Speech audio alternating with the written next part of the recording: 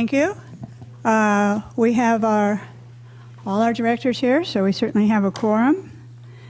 And today, before we begin, and we will be starting with Chief Hollingsworth.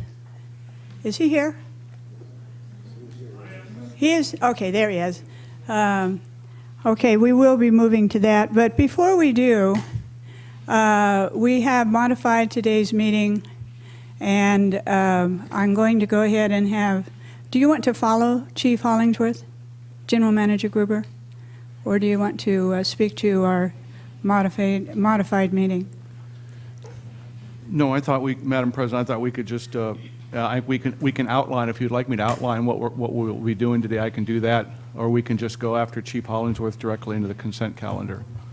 Okay, I think we'll start actually with Chief Hollingsworth. And before we do, let me just check for, no, we have no requests before Chief Hollingsworth. So your time is very valuable to us, sir, and we're very happy to see you, and so we would like to start with you.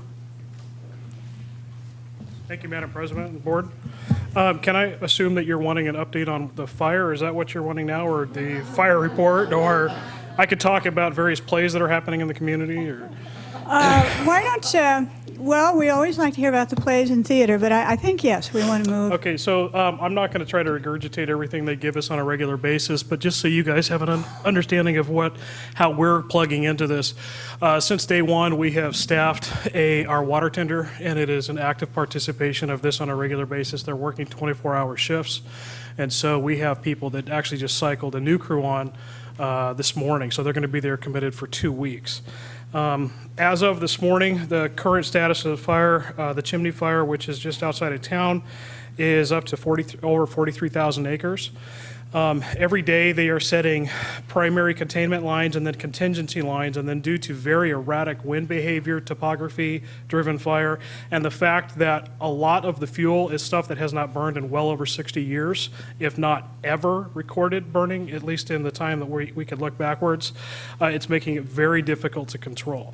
So the fire is hitting those containment lines and then automatically jumping them and spotting upwards of a half mile out in front of that. So their contingency plans all the way up in place at this point to actually merge this with the Sobranas fire, which is in northern Monterey County. So that's how far ahead they're looking. They're not planning on it going that far, but it's really dependent on a lot of factors that we can't control.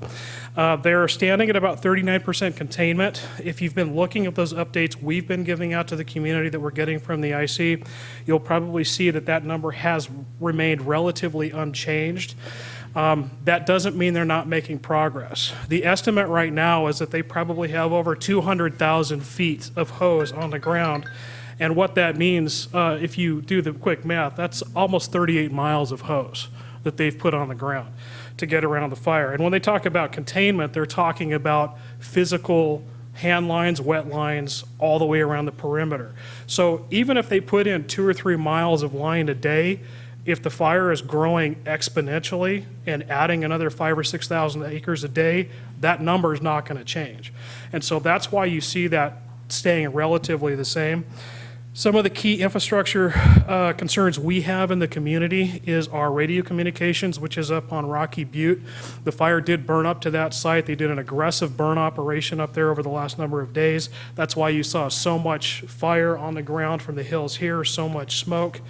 That real strong northwest, west, southwest variant wind that we get blows all that stuff over the hill, and then as soon as it drops over the ridge, it swirls over there, and then the high pressure variant winds at about 2,000 to 3,000 feet push it back west. And that's why we have such a weird amalgamation of smoke and swirling, and it looks like it goes back over the ocean and it blows back in over the community. So that's what they're dealing with. There's almost 4,000 firefighters working in shifts right now, about 2,000 a day.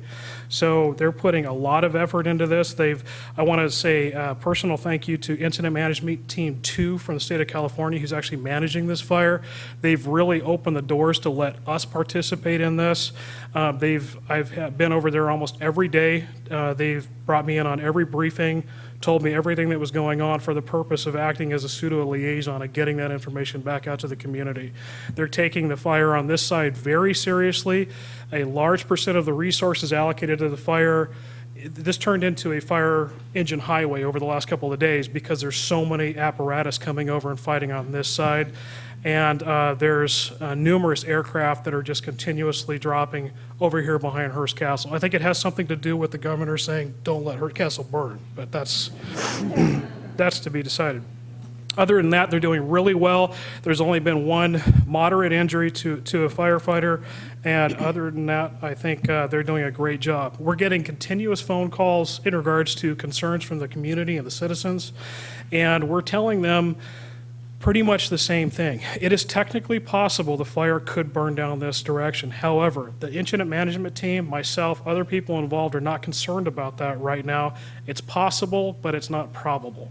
None of the conditions are really lining up for that to occur.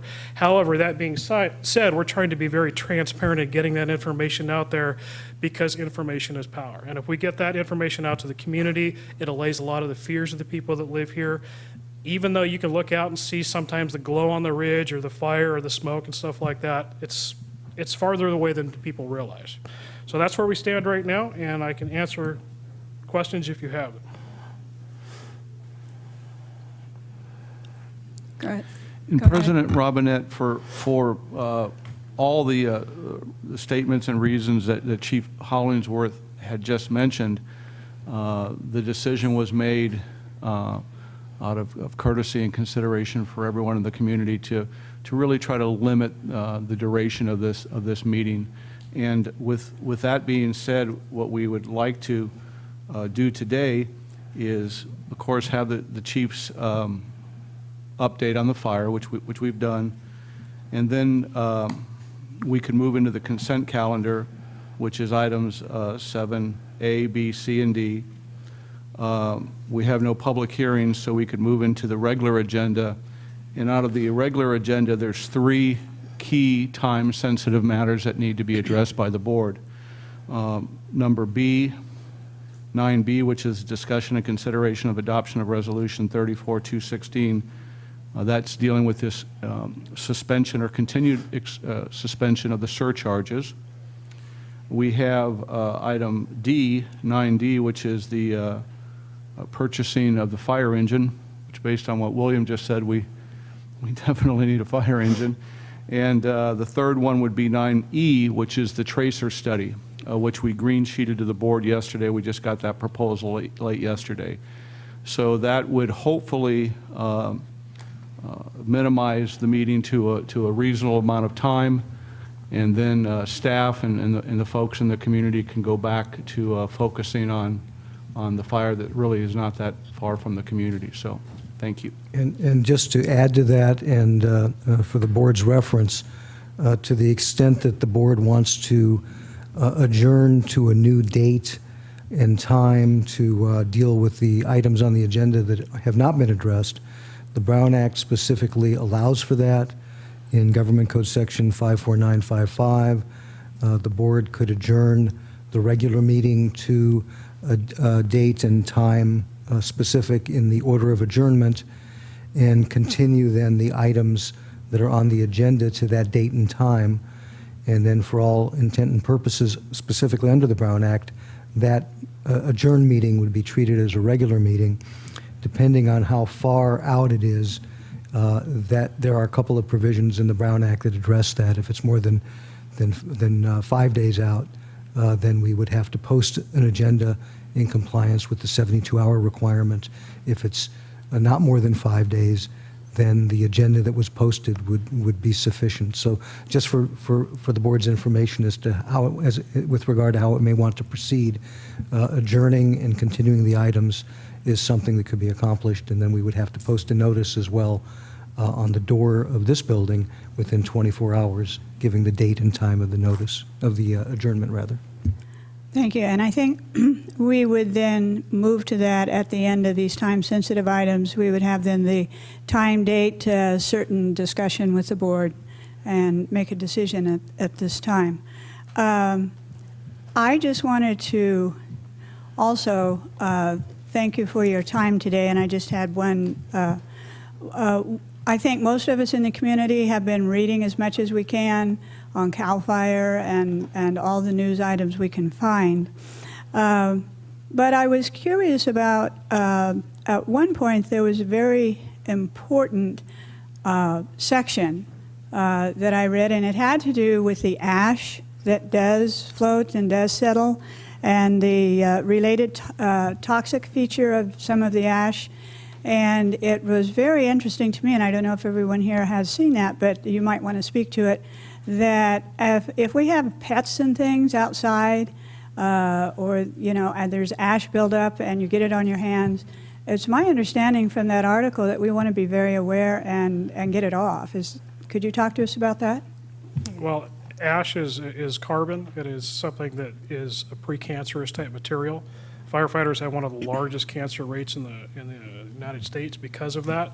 And so we have aggressive cleaning policies in regards to how we do that in fires. Even if we have people that are going in and out of a structure fire, we try to change certain elements of the clothing before they even go back in, because constant contact with your skin is what you get it absorbed through. So we try to limit that if possible. So if you translate that to what you're talking about, yes, in theory, washing your hands, washing your pets if they're outside. If you have animals that can be brought in, like cats or dogs, to wash them and keep them inside for the duration, it would probably be beneficial. I'm not a veterinarian, but that would make sense in regards to keeping them healthy and safe. Thank you. I just wanted to share that because I know there are so many of us that do have pets and and different things, animals, that we would want to be aware of that. Do we have any further comments or questions for Chief Hollingsworth from the board? Mr. Dickinson had make a public comment with respect to the chief's. Following his comments. Okay, Chief, thank you. Yes, ma'am. Before I call up for a public comment, I also wanted to give credit to Director Rice. She, yesterday, I thought was very, certainly very perceptive, and our sensitivity to adjusting this meeting, I think, has to do with our own relationship with our neighbors to the north, up on San Simeon Road and a bit north. And it's a unity kind of thing and a support kind of thing. And so that's why we made the decision that we all care, and we just wanted that to be a part of the sharing of today. So I just appreciate that. You can tell from my voice that I am truly responding to the smoke. I don't know if anybody else sounds about like I do right now, but I see people smiling and shaking. But clearly it's here with us, and it's having an impact on us too. Okay, so we have then public comment on item 2, and that was Chief Hollingsworth. Tina Dickinson.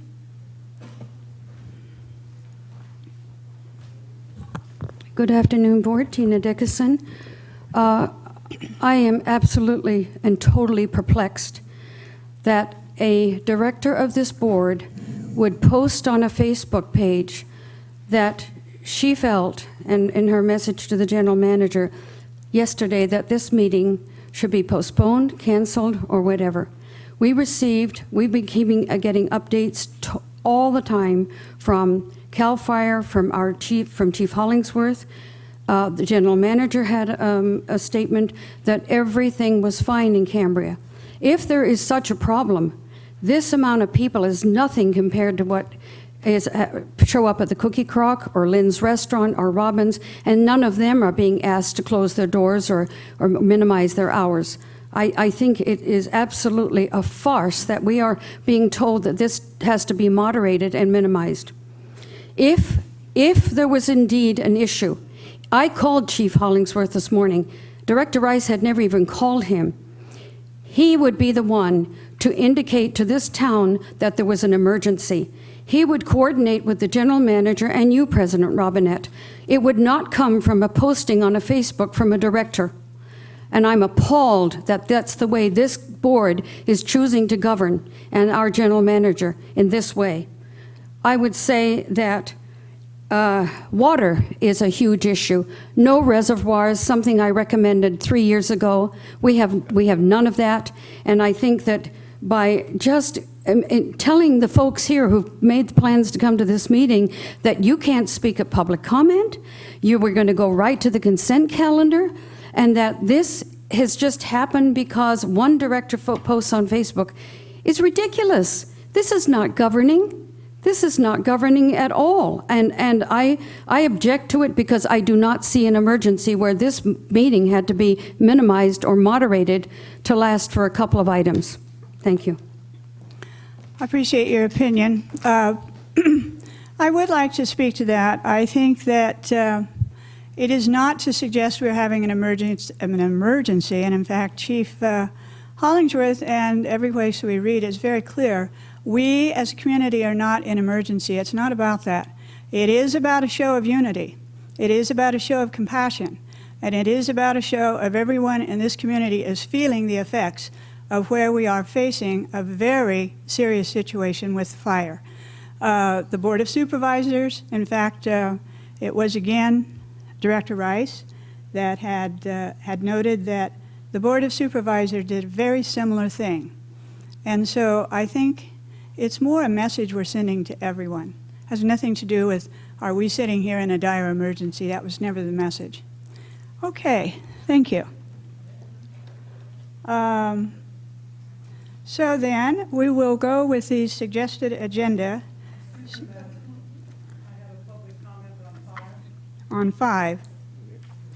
We were going to go just, we're item 4, and then that will follow, and I will have you.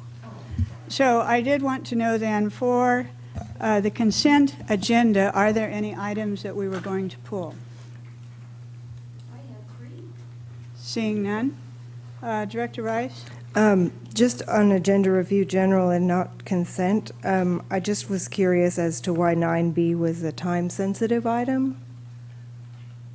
Well, it's not on consent agenda, it's on the regular. So agenda item item, 9. agenda review is the only time when we have an Just for opportunity to consent ask. agenda, the items that are on I the see. consent agenda. Madam President? Yes.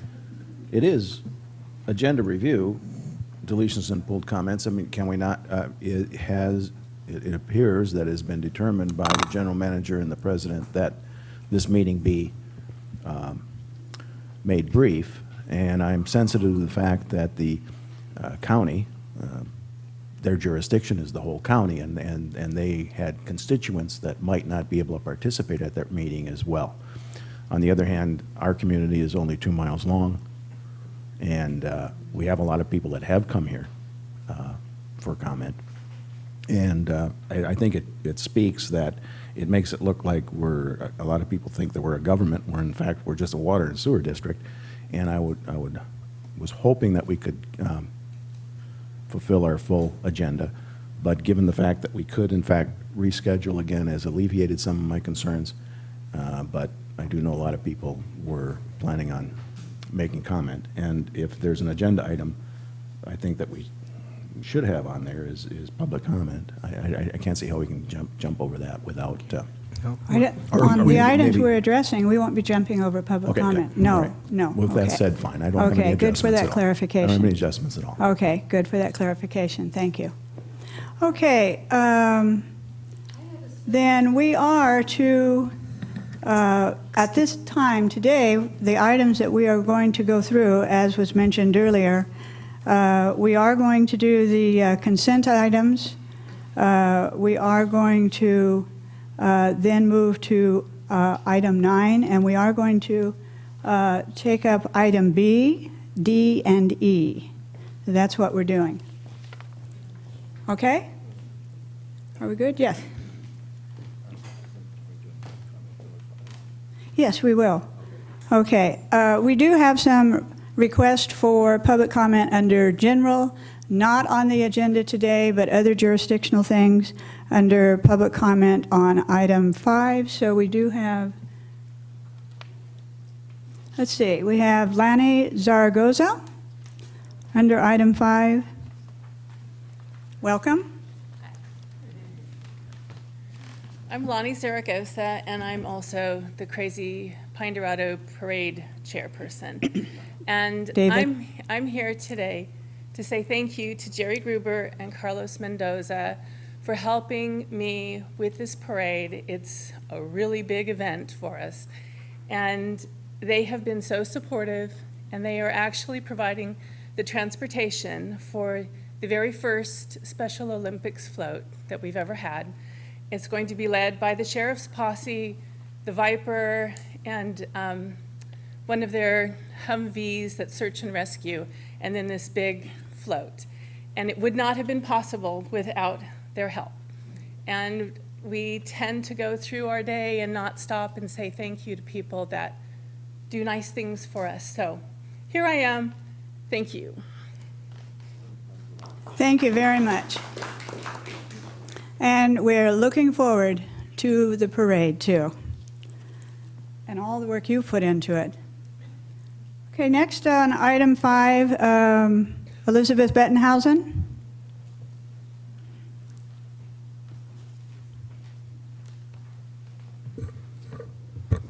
Thank you very much, Madam President. I would first of all like to thank immensely 4,000 fireworkers who are doing a fantastically difficult and excellent job. So I would, on behalf of the entire community of Cambria, thank all those people, I'm sure. I would like also to say that some of us look out the window and see Rocky Butte and get a little upset. And so I know that there's no emergency, but an emergency pending is a very worrisome possibility. And whether it's pending, possible, or probable, it's an alliterative problem, certainly, but I think it is also a real problem for us emotionally. So I thank the fire department for keeping us up to date very regularly. It's not clear to me what is on the agenda today other than those numbers, and so I assume I should not talk about any of those things, but I could well then talk about the general manager's report, except I assume that's being postponed, which you'll do at the end of the meeting, so I can't really know what's on the agenda except those items.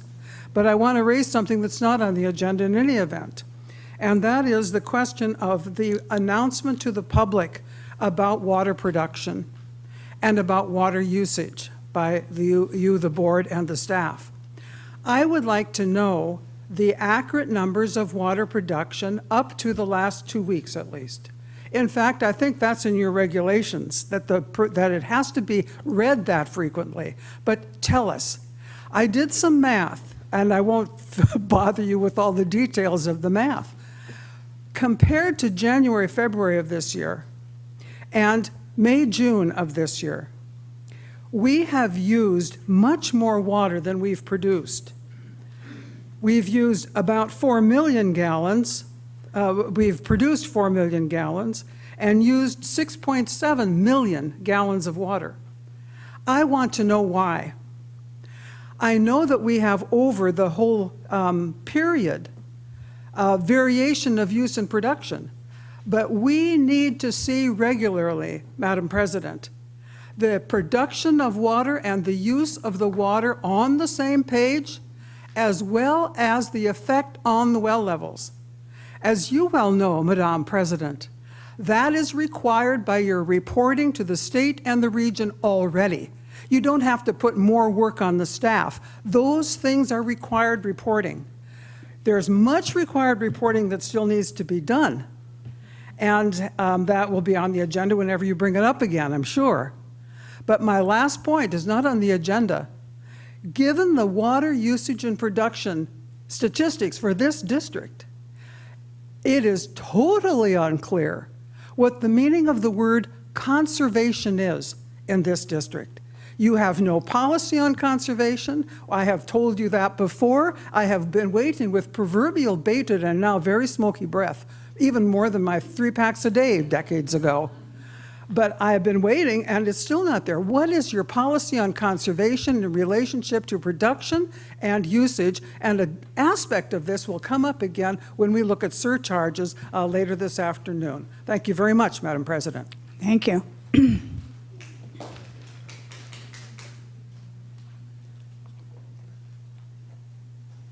Okay, still public comment on this item. Lou Blanc.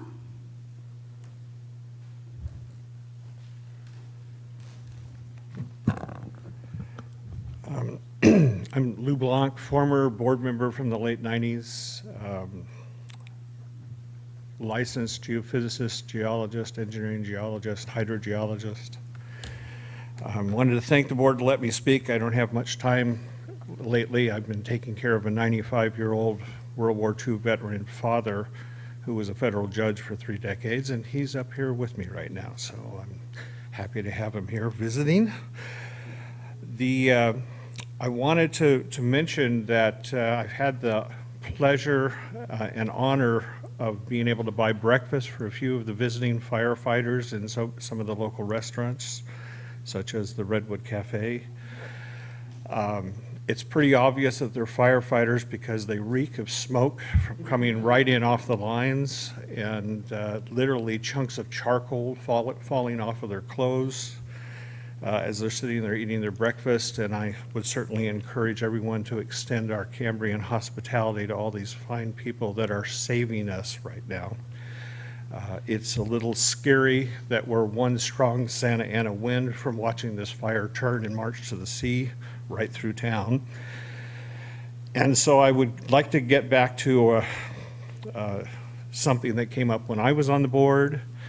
And back in 1997, I proposed 5 reservoirs that have a dual purpose, not only to get us through the dryness of the summer, but also as a source of water for the helicopters to dip out of to help control wildfires.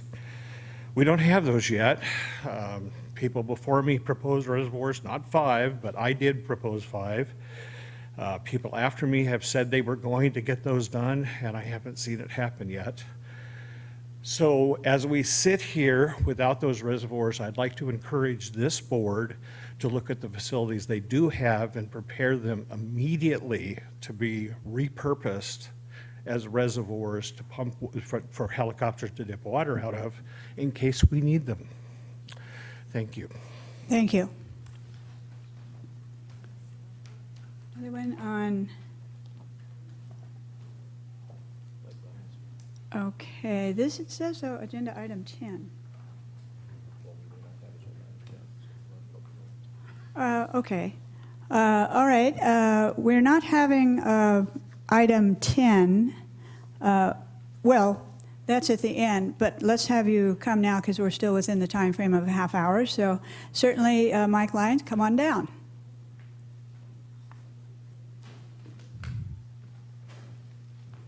Good afternoon, everybody. These comments might have been more appropriate after addressing item 9, but now that I have the chance to speak, I'm glad to do it. Once again, I want to praise this board for their accomplishments and educations, including what many of you have said to me about having to re-educate yourselves about the important subjects that we have addressed in the community over the last decade or so, particularly water. It's like going back to graduate school all over again, and we thank you for doing it now that you're experts in this field. Also, I would like to thank the staff for the excellent work they do and on a daily basis, and at the direction of the community. We thank you very much. I would like to say that I'm not particularly looking forward to the upcoming election, even though I think we must do this and we must get through the EIR application and try to get a permanent solution to our water problem. There are several words that bother me that I hope we don't hear too much of. One is the transparency in accusing the board of lack thereof. A second one is secret meetings, which we all know are against the Brown Act, and we have about 6,000 pairs of eyes in this community watching to make sure there are no secret meetings. Hidden agenda is another phrase that I don't like to hear. And the last one that I can think of off the cuff is unrestricted growth. I would ask respectively of all of the critics of this board and the staff, respectfully, that if they use these words, do so by backing it up with solid proof. I don't want to hear just accusations hurled. Until I hear proof, you won't hear any agreement from me to even consider your opinion seriously. Thank you very much. And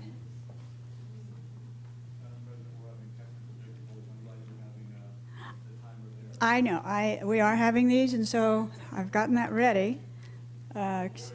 Excuse me, because keeping things going here. Maybe I'll turn that over to you if you can. You got it. Okay, all right. Next up on public comment, Christina Tobin.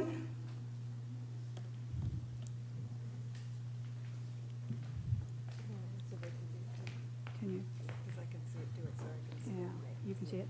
Okay, go ahead. Hello? Hi, my name's Christina Tobin. I didn't really plan to speak today, so I'm just kind of speaking from the heart. I wanted to really, of course, the fire situation is just a really heartfelt, serious thing, and I think it is important to come together in unity, and really grateful for the firefighters and all the people out there doing great things to hopefully put that fire away. And so, and I love this community so much, it's scary to think that something like that could happen, possibly, hopefully not. So, but I wanted just to speak briefly. I think that what I feel today is such a disconnect still between the people and the board members. And I think it's important to open up conversation, have more dialogue. I've always been a believer in the last 20 years in the electoral reform arena that with great communication, that's how we can bring about solutions. Not go into character people, but focus on the questions, the solutions, and I think that's something that we need to have more of. So I'm announcing that my organization, Free and Equal Elections, will be hosting a candidates forum here in Cambria, and we will be announcing the date and time, location very soon in the Cambrian and other alternative media outlets, hopefully Slow Stringer, the Cambrian, Cambria Currents, and so on. So I do welcome everybody to be on the outlook for that forum, and I will be co-moderating that with a friend of mine and ally that really believes in bringing, inspiring people to run for local elections in Cambria, Mr. Ed Asner of the Mary Tyler Moore Show, Emmy Award-winning actor. He's a pretty cool guy. And finally, I just want to also say there are 7 candidates running for the CCSD board. Of course, we have 3 incumbents up for re-election, Greg Sanders, Gail Robinette, and Amanda Rice, and 4 other candidates by the name of, hope I get it, Harry Farmer, Dwayne Lee, and Tom Kirky, and the gentleman right there, Jeff Walters. I always get the last name a little wrong. So those gentlemen, and I'm just for more voices and more choices. So I welcome all 7 candidates that are running for the CCSD board, incumbents, and 4 new candidates to be a part of that candidates forum. So please expect an invitation, and thanks for your time. Thank you. Director Sanders? I have a question of Christina Tobin, if she wants to step back up to the...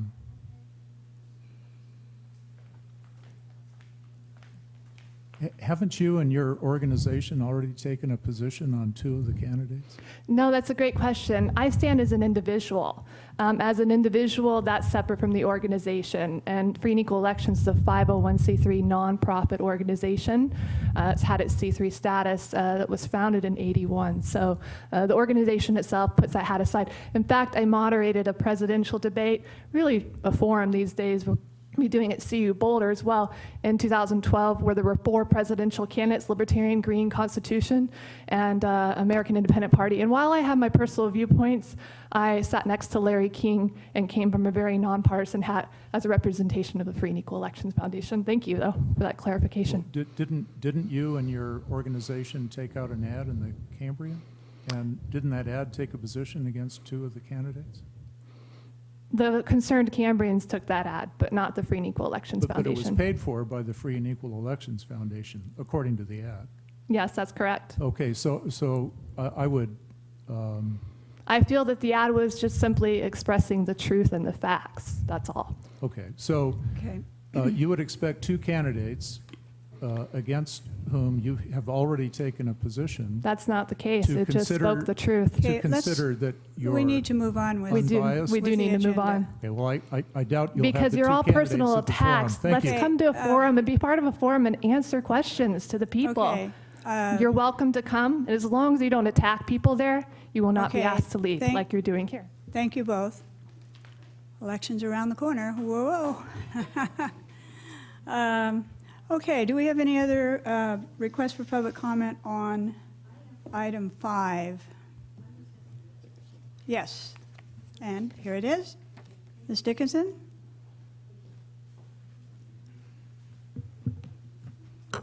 Tina Dickinson.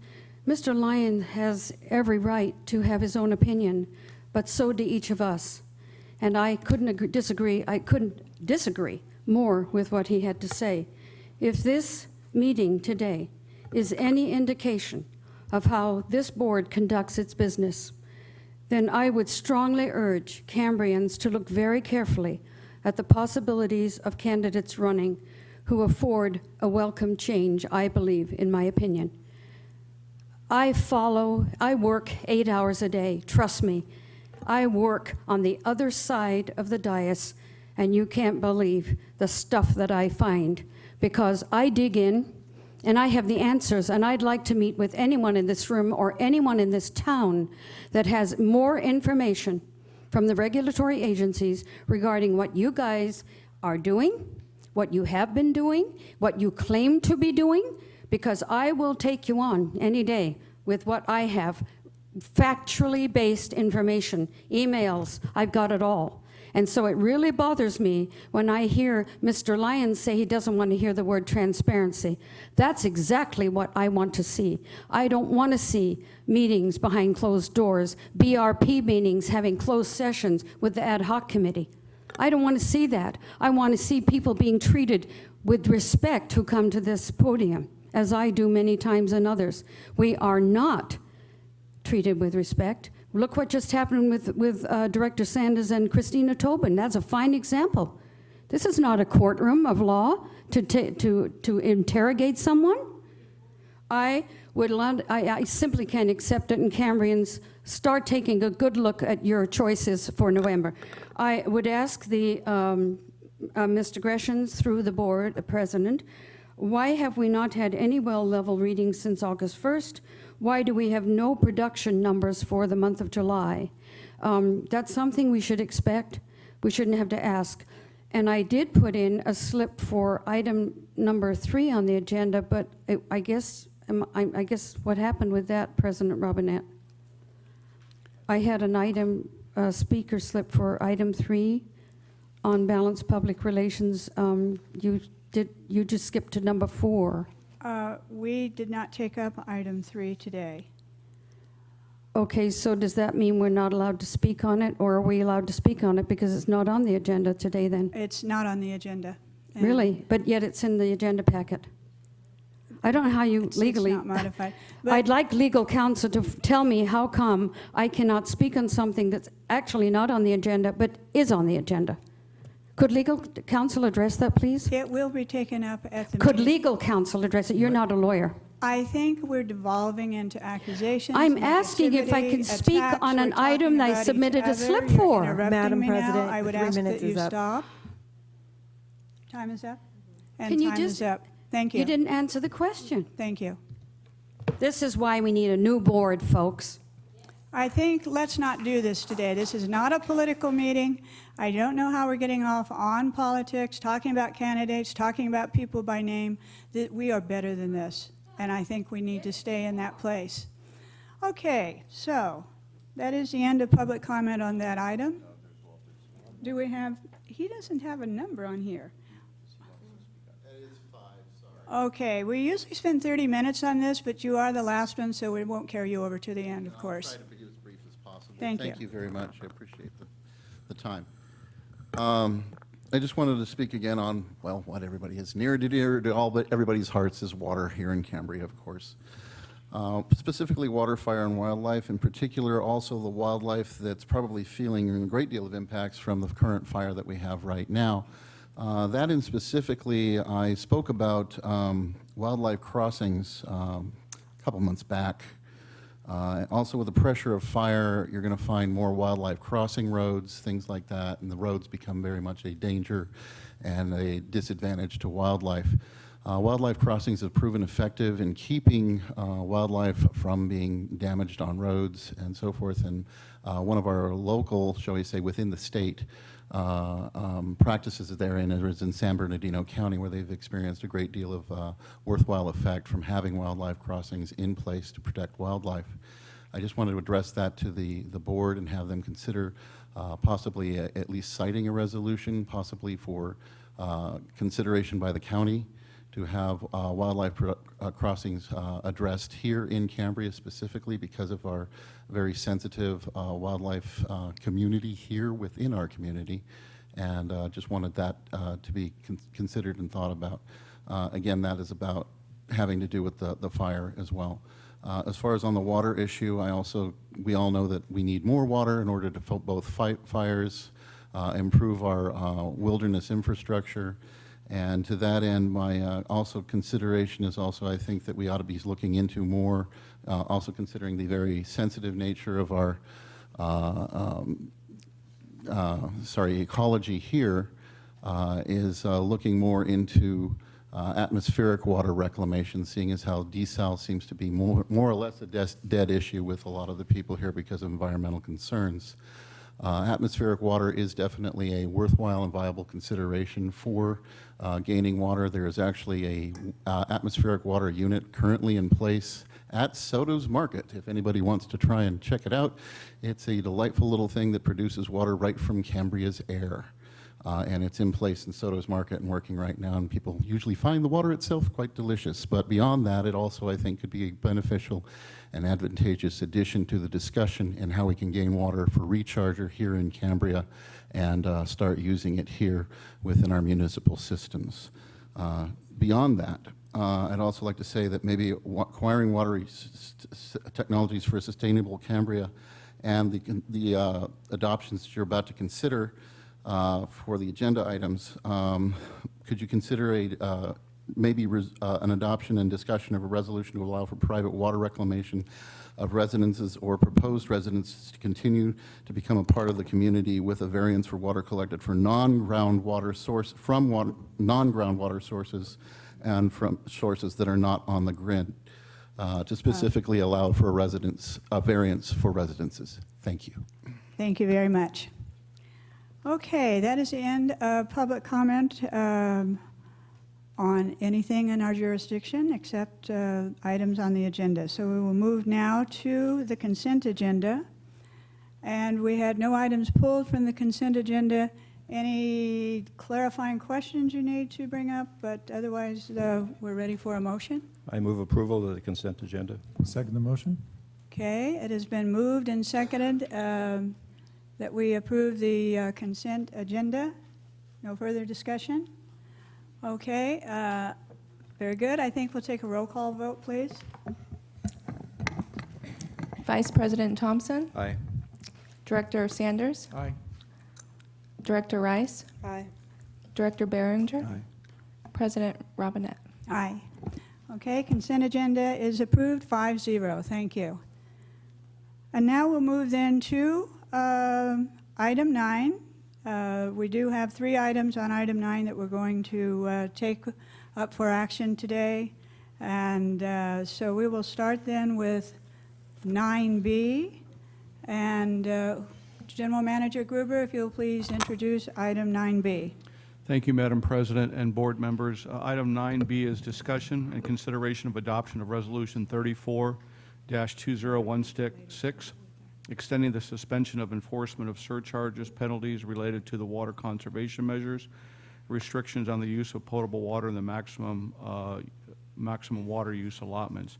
Recommendation is the board discuss and consider the adoption of the resolution and extending the suspension of enforcement of surcharges, penalties related to the CCSD's enhanced water conservation measures, restrictions of the use of the potable water and maximum water use allotment, and staff is asking through October 31st, 2016. Just a brief history on this. The board suspended surcharges as indicated in the staff report, and we're asked to bring this back periodically to you based on the amount of water that is being used by the community. We're still relatively low at about 63%, and so if you don't take action on this, the surcharges will automatically go back into place. Patrick did a really good job in outlining from March, April billing cycle of 2014 to March, April of 2016, the penalty surcharges, the adjustments, and the net gain from that.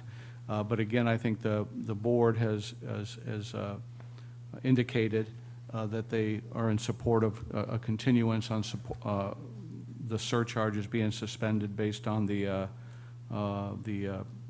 use of trends of the community. So with that, I can answer any questions if you'd like. Okay, thank you. We do have a request for public comment, so let's move to public comment now on 9B. We are on 9B, and that is Tina Dickinson. But before you come, it's not about you. I won't start the time yet. It's my timer ready, just about. But Mr. Schwartz, Crosby, you had requested public comment on 9A. We will be bringing that up at the continuance meeting, so can we hold this for you? Okay, thank you. So I didn't want you to think I hadn't seen it. Yes, because we're only going to be discussing 9B, 9D, and 9E today before we go to scheduling the completion of this meeting for a different date. Let's hang on to this. Okay, so now on 9B, we'll move to public comment, and that is Tina Dickinson. And you should put it in Pascal. Thank you. On 9B, I didn't get an answer to the question that I raised on how many acre feet were produced in July. So does the engineer have an answer to that? That is relevant to what is in this item. Could I get an answer on July's production? Did you have more on the comment, or you just want to leave it at that? And then I already asked the question before. At the end of your comment, he will respond to it. If you have more to say, All right. He'll hold it. So my concerns, as I've outlined in previous meetings, is we have an issue with revenue. It's very clear from this month's packet that we're down to about $2 million. We had a $4.16 million added in from the Prop 84. But as I said then, we'd already spent that money, and now we're already seeing the effects of the money we owed. So if we want to bring in some revenue, this is a perfect way to add to our revenues and to also have an incentive to those who are using still tons and tons of water. While most of us have really done an amazing effort, why would we not expect those who are using way beyond what is needed to pay for it? Why would you not think that that is a reasonable means of getting some revenue in, and also curtailing maybe their use a little bit and bringing it back down to where most of us are? I don't understand this. I never have, and it doesn't seem to be very good finance or bookkeeping practice in my estimation, and we certainly could use the revenue. I would ask again if we've got that number on the acre footage for July by now. I mean, we are at the end of August almost, and I'm asking for July's production. President Robinette, can you get an answer for me? I'm looking directly at you. I have responded that you ask first a question of Mr. Gresham, and he may want to respond to the first question. Go ahead and finish your comments, and then we'll respond. It's very difficult. And again, if you guys can't do better than you're doing, Cambrians, thank you very much for your kindness. Please think about what's happening and what will happen in November, because this is ridiculous. Thank you for your kindness. Mr. Gresham, do you have a response to her observations and questions? Yeah. Actually, I was trying to look that up for you right now, so if you give me a second, I'll see if we do have it. At the time that the staff report was written, the Water Department hadn't had a chance to update its spreadsheet. So if you want to give me a minute, I'll check and see if I have that number that I can present, just verbally right now. Well, we need to move on, and so when you have that, you can go ahead and share it at that time. I'll Okay. Sherry's telling me to jump up and just shout it out if I find it, but I will search for it. You know, it just takes a while for the water department to update its spreadsheet after they collect the data in the field, and I think it was just a time lag between that information going in the spreadsheet and when I was writing that particular staff report section and putting those graphs together. So. Okay, thank you. Okay, there's no further comment on item 9B, so.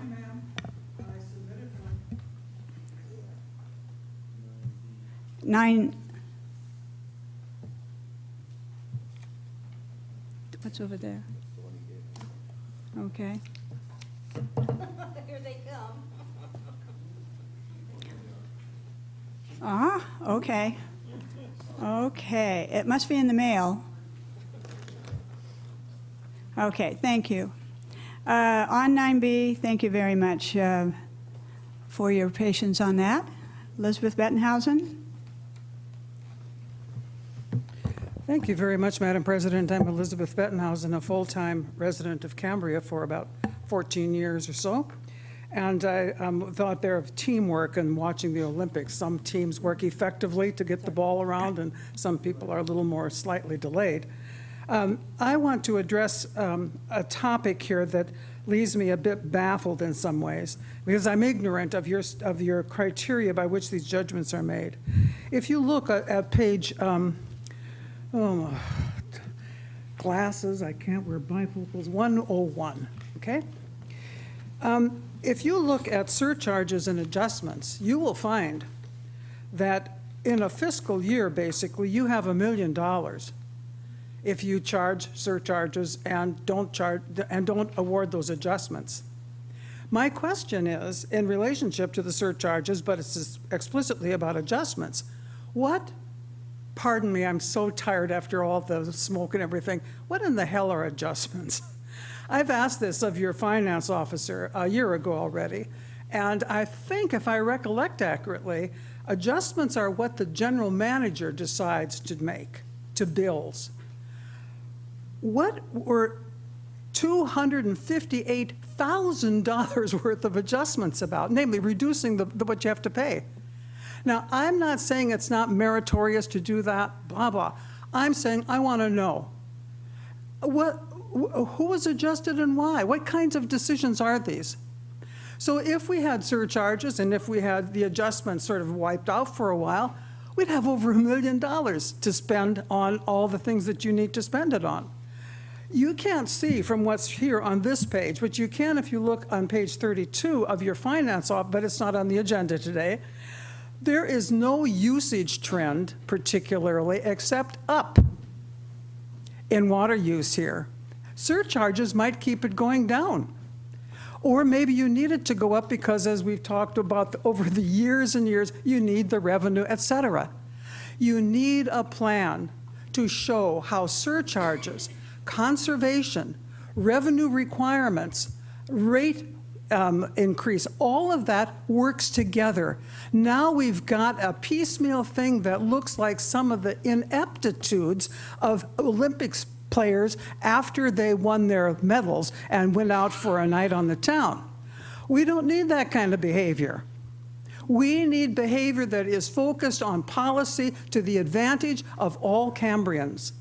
And that includes MONEY when it comes to rates, and it includes conservation when it comes to things like I just found a dead leopard shark the other day, and I also found a thornback on the beach, and I also saw a coyote on the beach, and every time I get up here, I hope that they are somewhat grateful that I try to represent their perspectives as well, probably more than inadequately, but I try. Thank you very much, Madam President. My question is, what do you want? How come you don't want the $1 million? Thank you. I believe we have a response to your inquiry. Yeah, Madam President, members of the board, members of the public, especially people on TV who can't look at this. The chart shows for 2 years and 4 months a total of $770,000 in penalties. If you divide that out, that's about $400,000 a year, not $1 million. It was just stated. The refund, adding is not that hard. The adjustments are provided when people use water, mostly leaks. They come to us and they have to pay the cost of the water, but we don't, the first time that it occurs, we forgive the penalties that were charged. We had one customer here that used over 500,000 gallons, one customer in a two-month billing period. His charge alone was over $35,000. We did waive that. That's our policy. It's not the general manager doing it, it's me. It's a reasonable policy, it's supported by the board, and that's where these adjustments come from. A lot of people have issues with water leaks and that sort of thing. We're not trying to be punitive, we're trying to incentivize people to not use water. And when they have an individual single problem with a broken water pipe or something like that, we forgive it. That's where they come from. Thank you for the response. Okay, we have another public comment. Sherry Bell.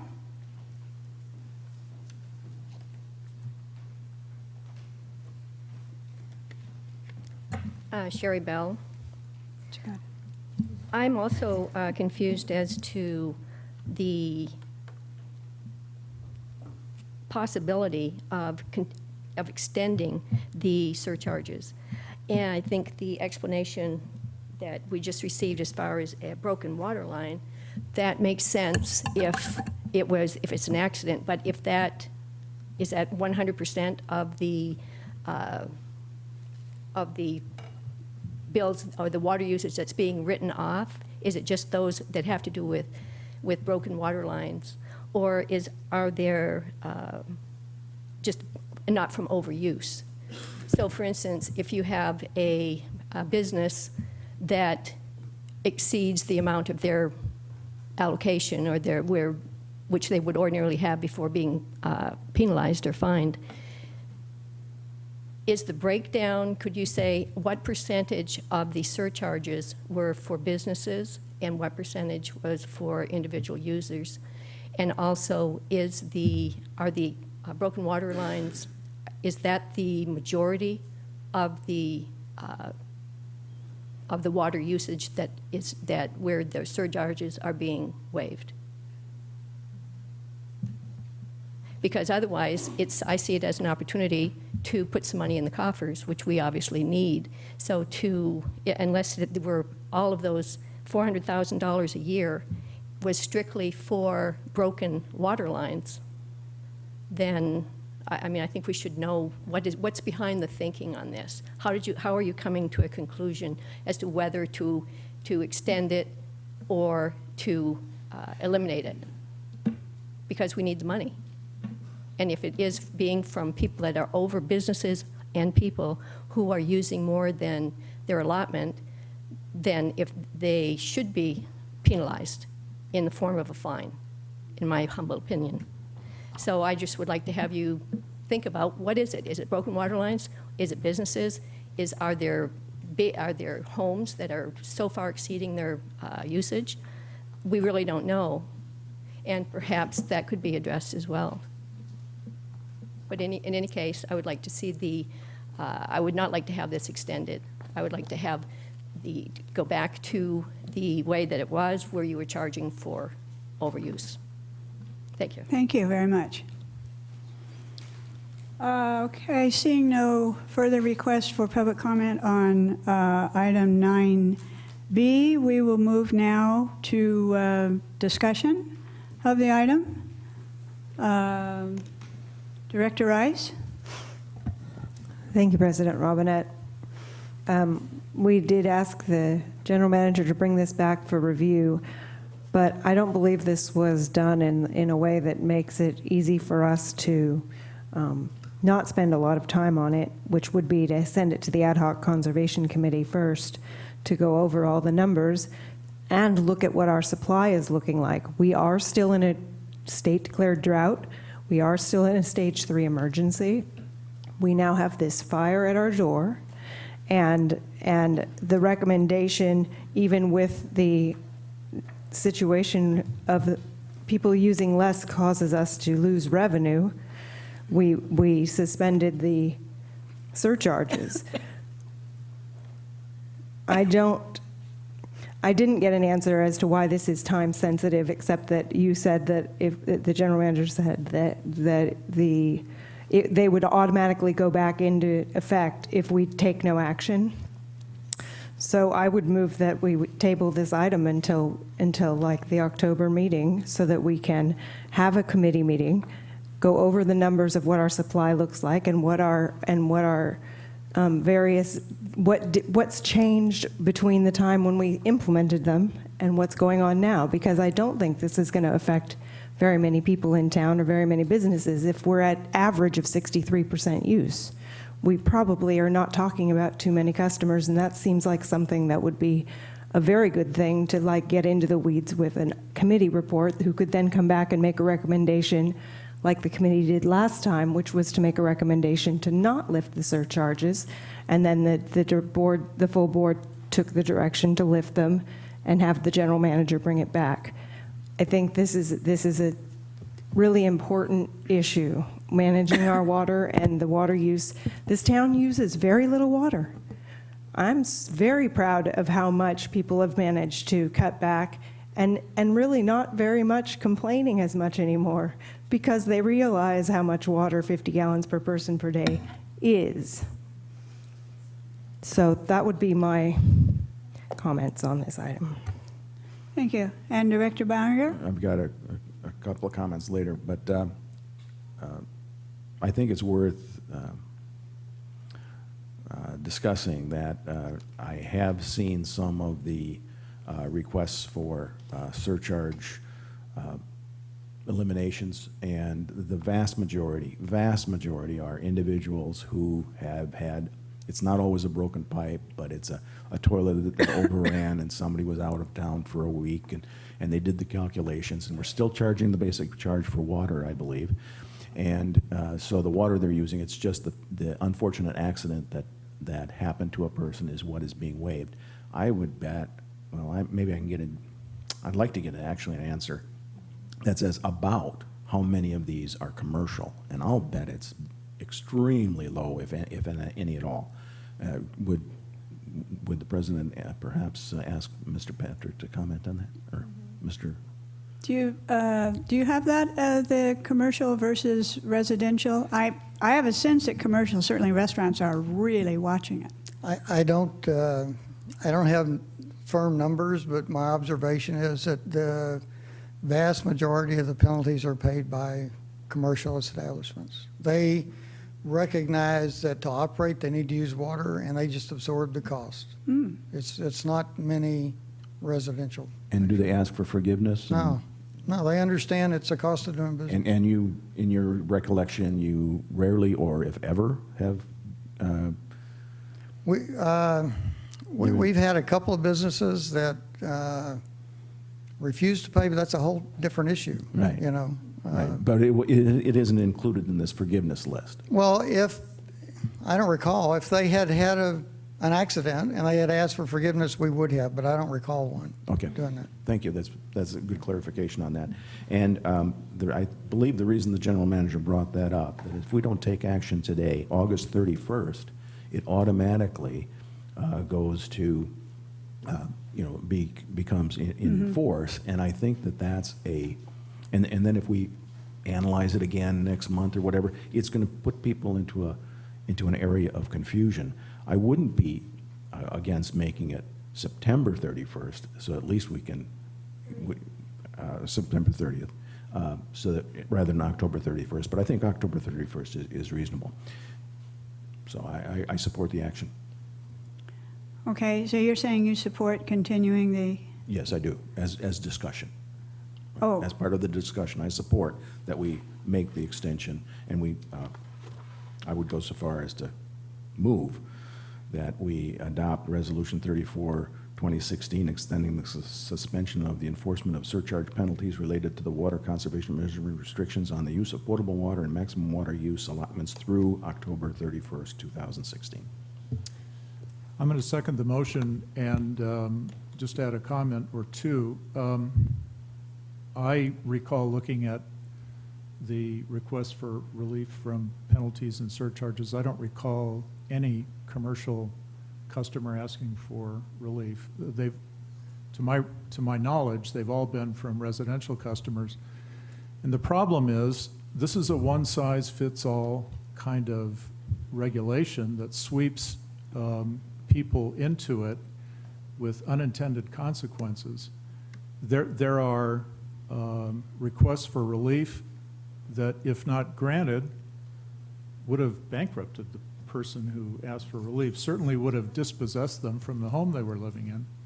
So I think we have to be very sensitive to that. The second thing is the purpose of the penalties and the surcharges, as Patrick very well stated, is not to raise revenue. It's to incentivize people to conserve water. We initiated this action to do away with the penalties and surcharges on the basis of our experience, if you will, that Cambrians, by and large, are very responsible people. They conserve water, and that has turned out to be the truth. And so I'm very confident that if we extend the relief from penalties and surcharges, that we're going to experience going into the future the same that we've experienced for the past several months, and that is the use of water in this town is going to continue to be relatively flat. So once again, I second the motion. Okay, you go ahead next, and I have something And I to would share. just add that the reason for extending it till October 30th, or 31st rather, is because it would be even more confusing to kick them in place in the middle of a billing period. So that's the rationale for that. Okay, and then I had one observation too, because I think that's a very good discussion. We're talking about not having the penalties, and it's interesting because our community, by and large, has become so committed, so dedicated, and first having practice with conserving water to where it's truly become our way of life. It's become our habit. We don't think twice about how to conserve water. And you can see it. I was looking at the just our water production and how much we were using starting, as you know, in 2013. Acre feet, we were using 733 acre feet plus a little bit. And the first year that we went into, when the drought really started becoming clearly an issue and a real problem for us, as you recall, with all the practices and conservation that we have, we were one of the best in the state, if not the best in the state, on conserving. And that's credit to this community. So then in 2014, we had a reduction from 2013. We only used 64% from the year before. That's phenomenal. That's you. That's what we're doing. And yes, the penalties were there. But then, interestingly enough, we go along to 2015, and we still almost came out the same compared to the baseline of 2013 of 64% for the full year reduction. So then I took a look at, well, what happened then up to the data we have, and the data we have right now is up through June, and interestingly enough, even without the penalties, we're still conserving, because as of June, we're right on target, just like from the years before. In fact, better. Just taking a look at the June month and comparing it to, again, 2013, we're at only 60% use. And that's who we are now. That's our practice, that's our habit. And it's credit to everyone in this room and everyone in this community. So the surcharges and considering how they help, it appears that we don't need the surcharges to continue the good practices. I mean, that's how I interpret it. So, any further discussion? Director Rice. I would observe that this board is being asked to make that decision without the actual numbers, because it's clearly surcharges and penalties are supposed to curb use and not be a revenue source. I have no issue with that part of it. If you look at the adjustments that were made, about 1/3 of the surcharges is about what was adjusted, and it did take a very significant amount of Mr. O'Reilly's time to deal with those waivers, and that's one of the reasons why we went that direction. We still don't know the actual numbers, though, of how many people are still going over. We must know we're billing people. We must know those numbers. We've got them. It's not extra work. They should be there somewhere in the billing. And I just object to being asked to extend this when we're still in an emergency and we are still being asked to, if we turn on the, if we do the tracer test, we're going to be paying extra rates on top of, so I don't think there's an incentive for people to use water. I'm just saying that I don't want to make a decision without actually basing it on the facts that the district already has in their possession and just didn't provide to us, and could have if we had taken the time to do an ad hoc conservation committee meeting about it. That's all. Yeah, and that's kind of what I'm saying. I think whether we decide to continue not to have the penalties or have them, I'd be curious either way we go, because it seems to me, just comparing the data and how much water we're using, we have reduced. And if we reduce, you can't have that many people out there using more than their allocation and paying these huge charges they started out with a couple of years ago. I wonder how much lower than 60% we'd be if we didn't have the people that we're still overusing. I'm just saying, we don't have the numbers, it's hard to know the answers, and even Patrick, who dealt with this very intimately for a very long time of dealing with the waivers, doesn't have the exact numbers in his head. Wouldn't expect him to have them. I'm not comfortable. The data's not here for me to support not putting the surcharges back on. You're not comfortable for not, so what does that translate to? I do not support the motion made by Director Behringer. Who did? Yes, we have a second. We do have, yes, we have a motion with Director Behringer and a second from Director Sanders.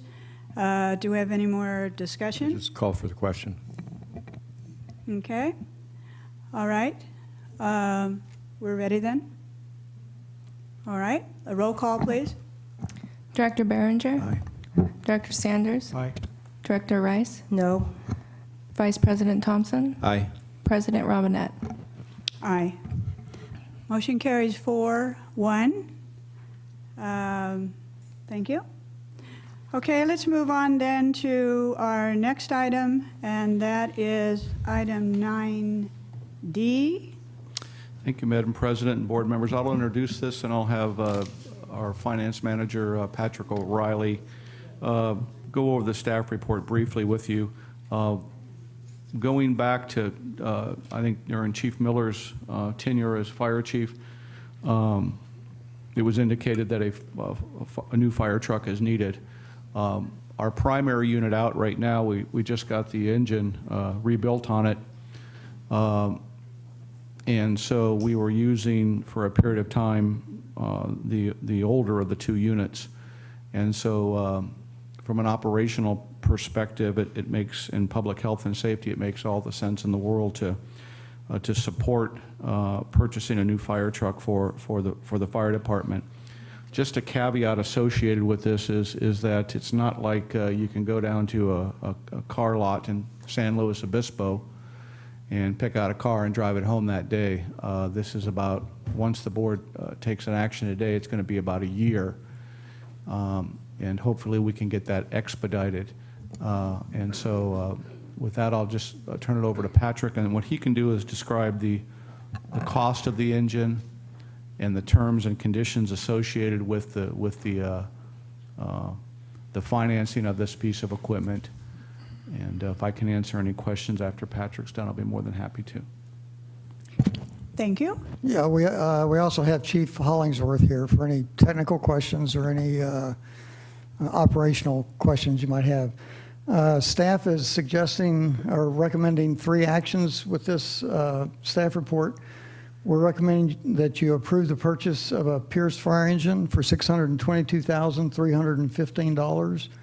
We're recommending that you approve a resolution authorizing the loan to Municipal Finance Corporation, and we're recommending that you authorize the general manager to sign a purchase agreement with Pierce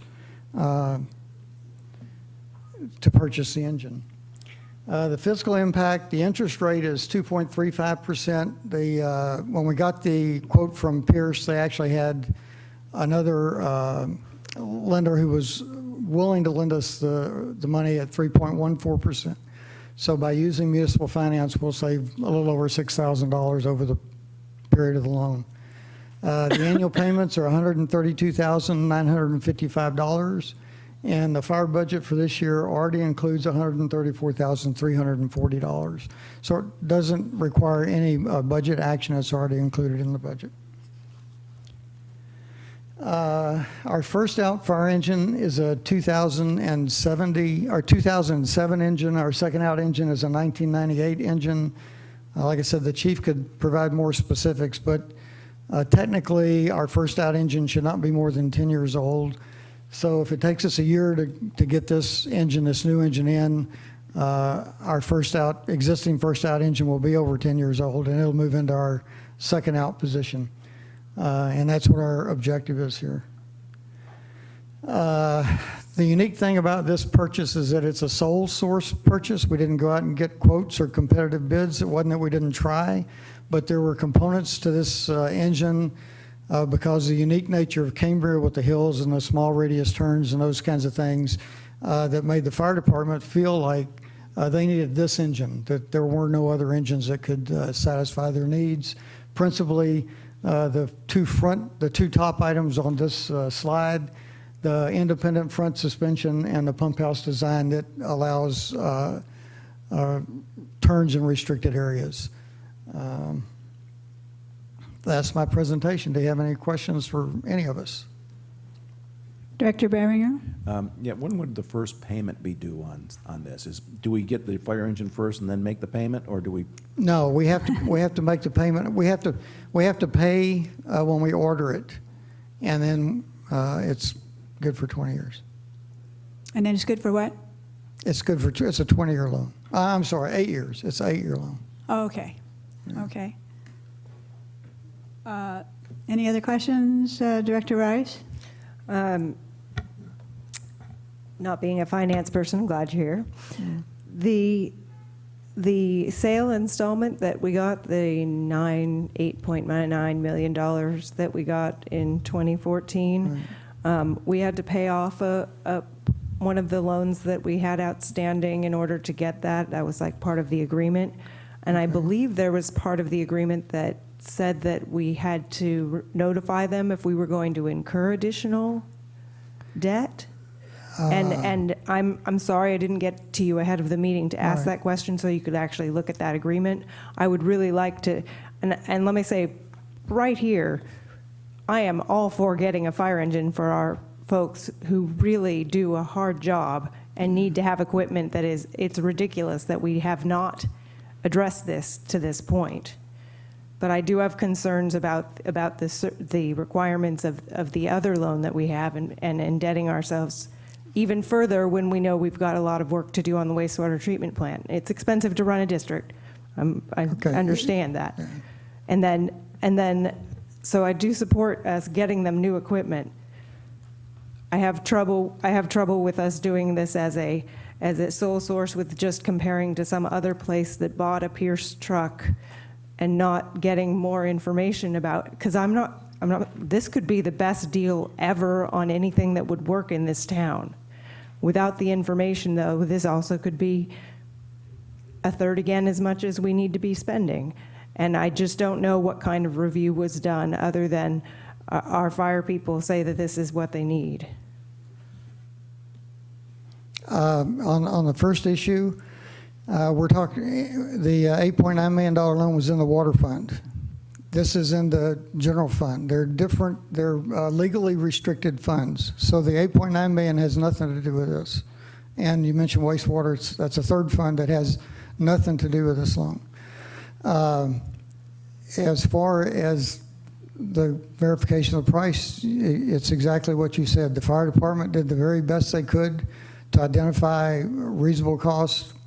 We felt like since Palo Alto had recently purchased a very similar engine, and they went through the bid process and all that, that it was reasonable to assume that our price is reasonable. But, yeah, you know, it's always possible that that's not true. There might be some used fire engine in Podunk, Alaska for $100,000 less. I don't know.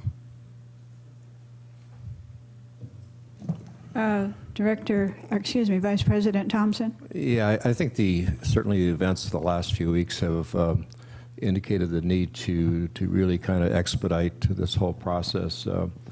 I know that the fire department looked at procurement of fire engines that I believe the County of Los Angeles went through, and again, they came up with the Pierce engine, and although ours is having some different specifications, I think that I'm comfortable with the fact that the cost is very comparable to what one would have to pay if we did go out on a competitive bid. And I think, again, we need to move this. We need to get the engine. We need to make sure that this community is safe. So I would move that we approve this proposal and that we direct our finance officer to move forward with it.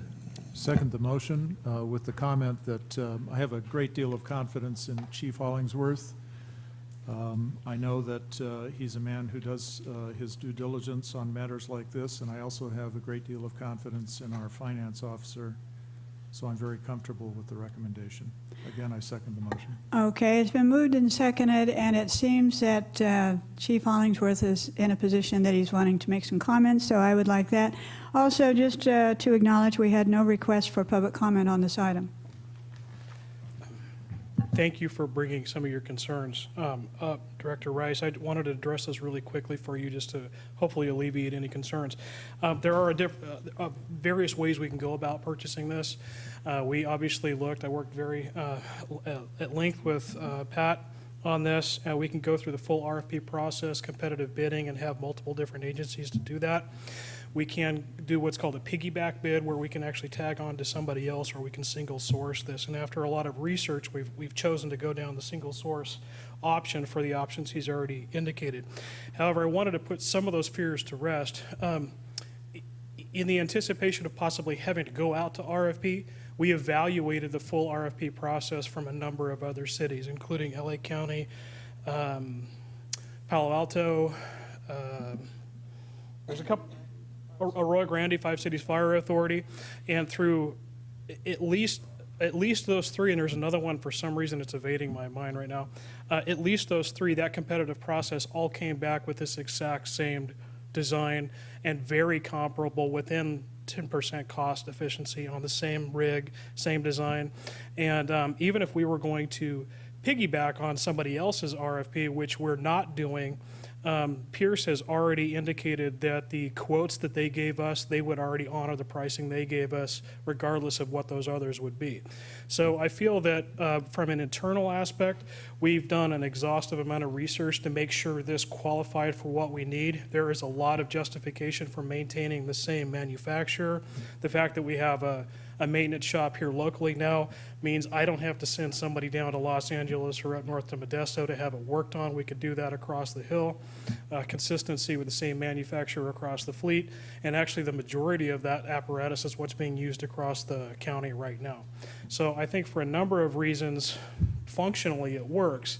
The two primary reasons that were listed on there about the transmission style, the pump design, housing, as you guys well know, this community was not master planned in regards to roads and things like that. And our second out engine, which is now almost 29 years old, we had to have the transmission re-geared to just get up some of those hills.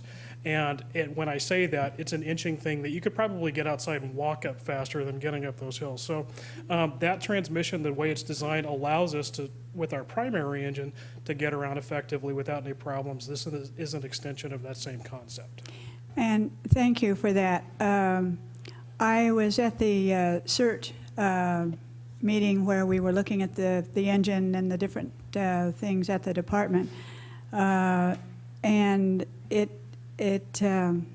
the second engine, what would happen with that? And then what would happen? We would keep this engine? Is that the plan? Well, the now second engine, the 1988 FMC, would become surplus apparatus, and we would go through the existing district policy to get rid of that in some way, shape, or form. There's different forums out there to sell it.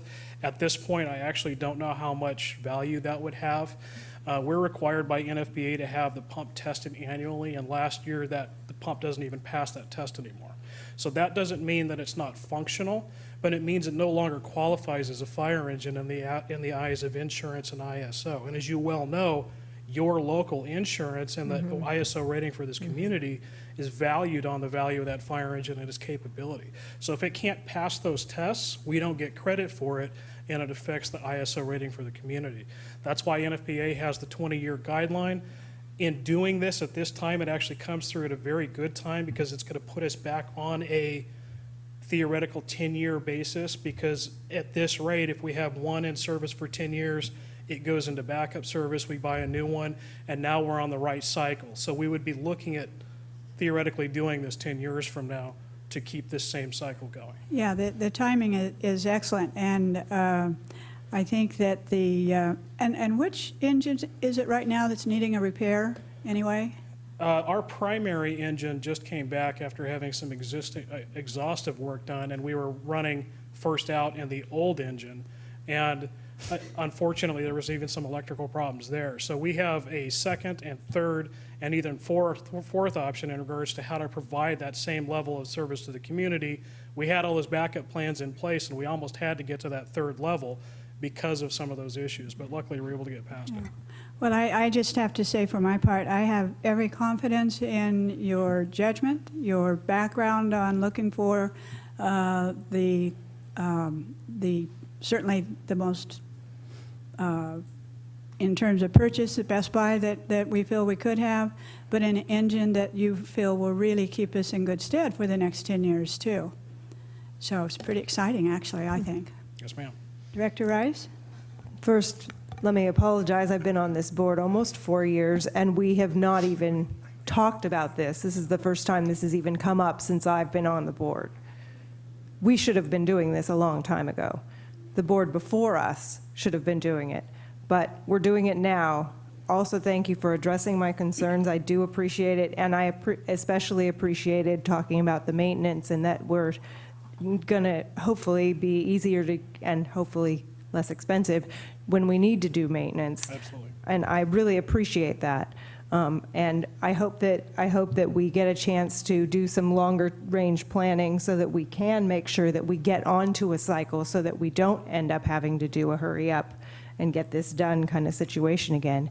And I would suggest or submit that we probably could have dealt with all of these details if we'd had a committee that was a standing committee that dealt with the fire issues and then brought the recommendations to the board. It would shorten our meetings and make sure that all of these things could be taken care of and addressed both for the public and for the fire department. Thank you. Director Bauer? Yes, I support this motion, of course. The grand jury did bring this to our attention. We were working on it for a long time. I know that we've been trying to get this particular fire engine online. When months ago, when the grand jury report came out, it was clear that we were actively pursuing a grant for that particular piece of equipment. So it might be a couple of months late in that perspective, but we were very hopeful for a grant. Unfortunately, or fortunately, we've been getting grants for a lot of other things. The county's helped us get grants, and the Fire Safe Council, and all of these other issues. And it looks like, according to rumor, is that this grant probably was not going to be coming through. So let's buy the thing, and hopefully we can get grants in the future. I do know that the plan was that as a piece of equipment that starts getting to their 10-year age, that's when you should be applying for grants, and possibly next time we're going to get a better deal. But in this case, let's move forward, and I support the action. Thank you. We are ready. We have a motion and a second, but we do have a request for public comment that just came in. And I will go ahead and recognize that. Laura Schwartz. Thank you very much. I was probably actually past turning it in, but the way the conversation was going, and don't get me wrong, I'm all in favor of a fire engine. Oh my God, because we own property here too, and a fire engine, and I think Chief Hollingsworth has got it pegged. I rely upon his experience of what equipment they need. The problem I'm having is that I sat through that finance meeting when the guy with the pink tie was here and we took out that loan. And my memory, unless it's being affected by the smoke, is, you know, what we did is we put up for collateral the Fiscalini, we put up our property taxes. Never. Okay. Anyhow, the thing is, I believe in that loan, if you look through it, we can't take out more loans unless they're at least notified. And again, I could be wrong, but before you vote on something like that, I think you should really look into that document to make sure that you're not doing something that you shouldn't be doing. And again, it could be the smoke, but that's my opinion. Thank you. Yes, you have addressed that, I believe. Yeah, Madam President, Paul Patrick's coming up. Can we put to rest once and for all that the Fiscalini Ranch was not put up as collateral for any loan that the CCSD has? Cannot, will not, has never been, and can't happen. And the second thing is, as Patrick has already explained, this is an enterprise fund purchase. Excuse me, it's a general fund purchase, not an enterprise fund purchase. The bond covenant relates only to the revenues from the enterprise fund that the loan was taken out for. It's the water fund. Thank you for that. And Yeah, I wasn't here when the loan was obtained, and I'm not that familiar with the details of the loan, but I'll check it to make sure that there's no conflict. But I can't see that there would be, because it is the water fund as opposed to general fund. okay, thank you very much.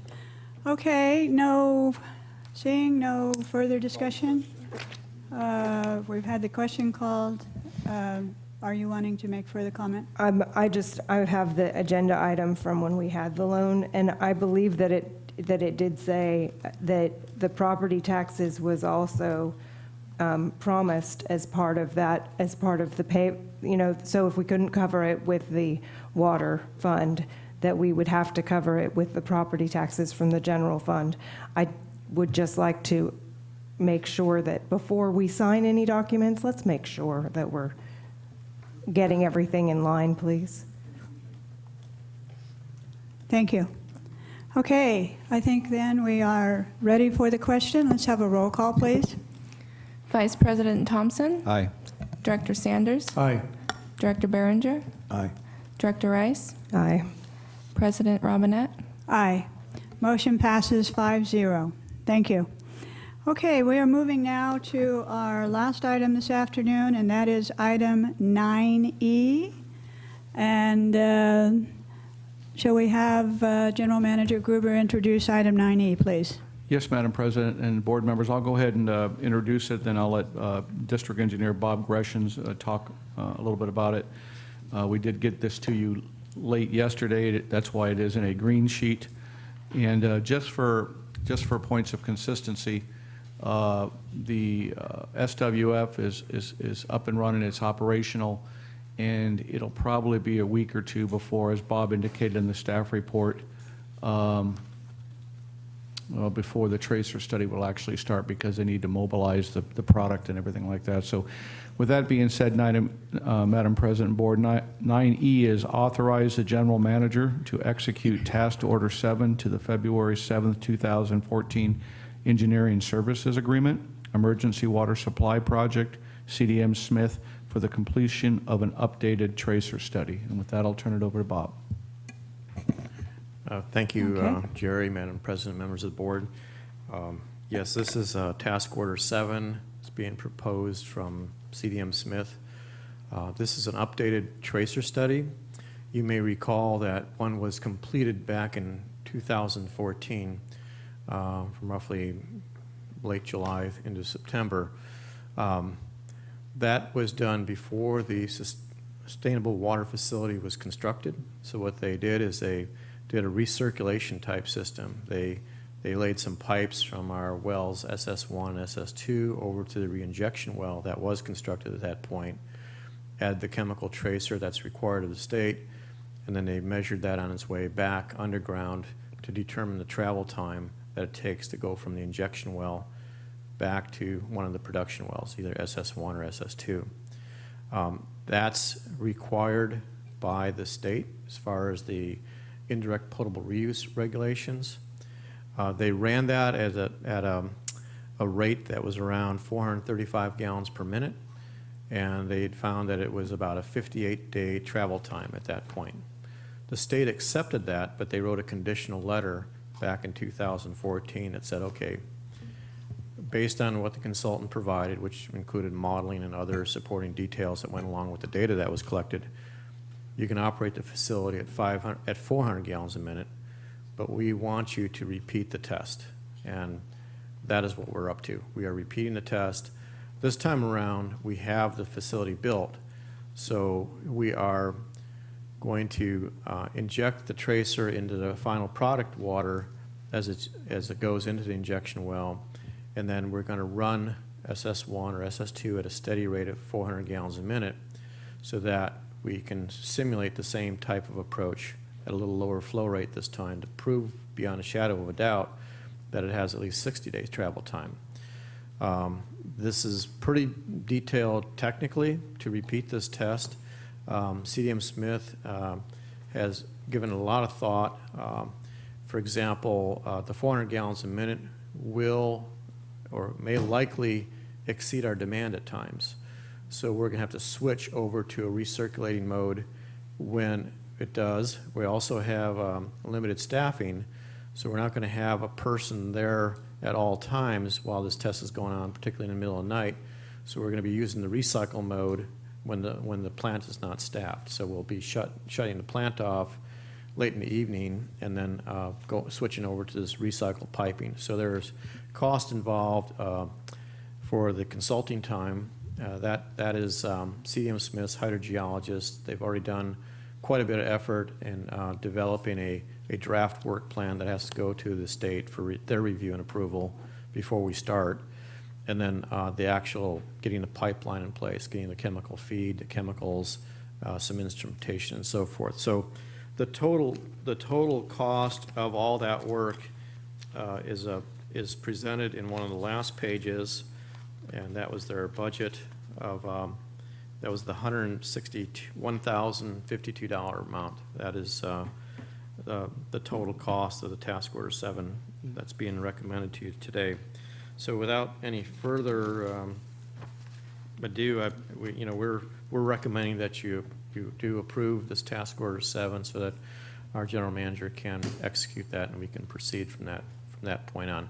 I'd also like to clarify too a little bit is that our water department, Justice Smith and the rest of them have done an incredible job of getting the system back up and running, but it's running in recirculation mode. So we still need to get this testing done so we can put it in production mode. But we've got it all ready to go except for the temporary pipe I mentioned and the other parts that support this test. So if there's any questions, I'm ready to answer. Thank you. General Manager Gruber. Yes, Madam President. One other item is where will the money come from? We've set $1 million aside. If you look at under Patrick's financial manager's report for regular coastal development permit mitigation measures, and in order for us to get our regular coastal development permit, this is going to be a requirement. So that 161 will be coming from that $1 million that was set aside. Leaving roughly $838,948 into that account. So, Correct. Thank you. Thank you. We have some requests for public comment, so we'll start first with Elizabeth Bettenhausen.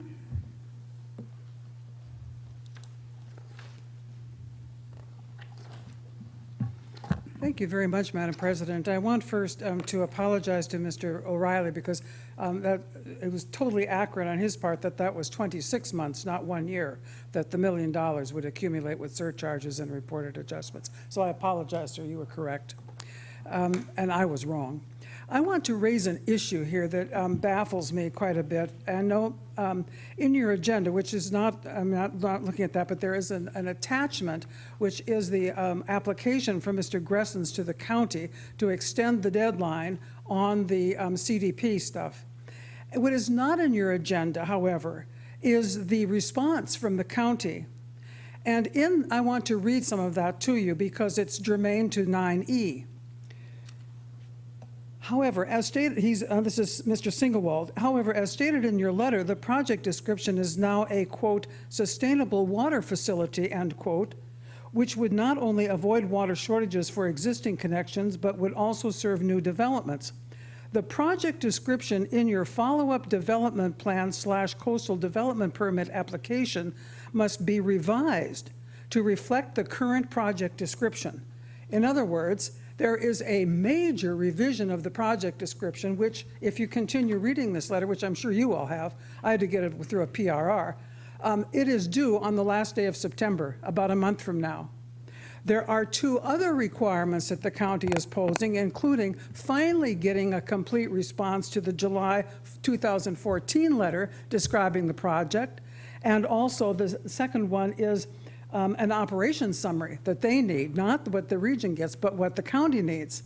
Now, my question is, even though this tracer study is responding to a November 2014 regional and state water board requirement for the emergency water plant, since you are no longer planning to have simply the emergency water plant, but you are changing it so that it's a sustainable water facility, we have not heard at all, unless my memory is really going my 74 plus years, we have not as public heard at all what changes you are projecting about the facility itself in order to make that switch. And does the tracer test then simply give you information about a 2014 project, but says nothing really about what the new project will do when there is a coastal development permit project, which there isn't now? So you can understand, Madam President, I'm not just being my nasty usual self. I am, again, raising questions because you're asking us to make agreements with you based on totally insufficient information. And the 9E is nicely written up. God knows, task ordered 7. I mean, we hired these people for a lot of money, and they know how to print English. But what they don't deal with are the specific questions that concern us here as locals, little peons who aren't the consultants. So unless you can straighten some of this out, we're going to be paying hundreds of thousands of dollars again down the road for tracer tests on the new project, which, by the way, if you look at November 14, your 3 minutes is up. You have to conform, Madam President, with the operations, maintenance, and monitoring plan according to the region and the state. And I assume that plan might change with your new sustainable water facility. Thank you. We are discussing item E, and that is a required second tracer test that we're required to take. And we're not talking about any plant. We are talking about item E. So I just want to clarify that for everyone. We have Tina Dickinson also requests public comment. Okay, I've been in touch with the Department of Drinking Water, and it was not mentioned by either Mr. Greshens or Mr. Gruber. My questions were related to what Dr. Bessenhausen just mentioned, that the scope of the project has changed from an EWS to an SWF. I asked those questions, and I'm awaiting some response, but I can tell you this from Kurt Souza today. As for the technical merit of the treatment facility, it does not change. The tracer study is required if the plant is operated this year. We have discussed the study with the district and their consultants over the last couple of weeks. We do not have a final proposal. You guys haven't even got the final proposal in yet, and you haven't even mentioned that. The plant can operate before the tracer starts, but not as a tracer test. So let's get that straight.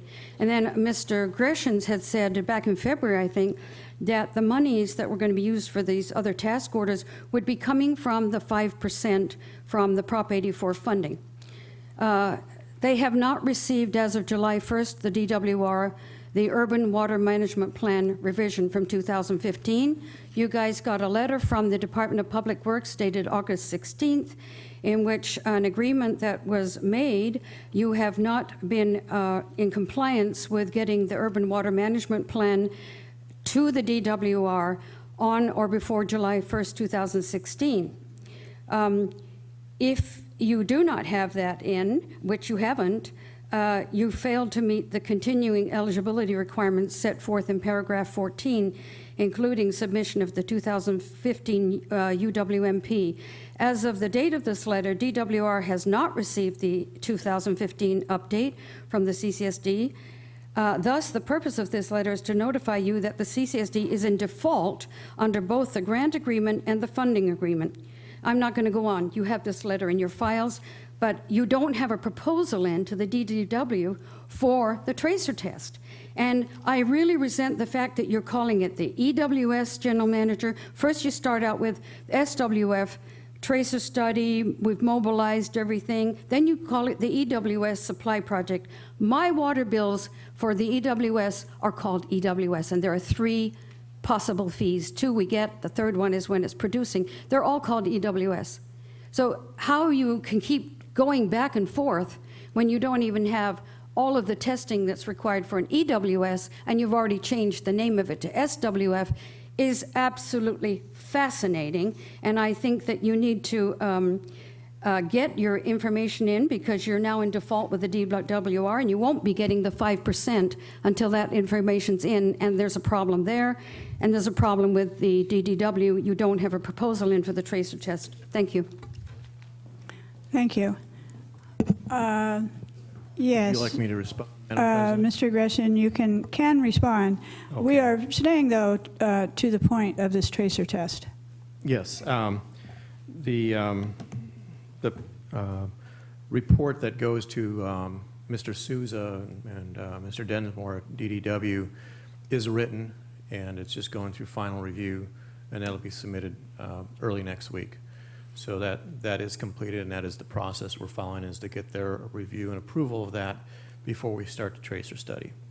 And we are following through with the recommendations of his earlier letter. That was from Mr. Souza, and that's the way we're following this. I think a lot of these other questions, the Urban Water Management Plan, that's in process right now.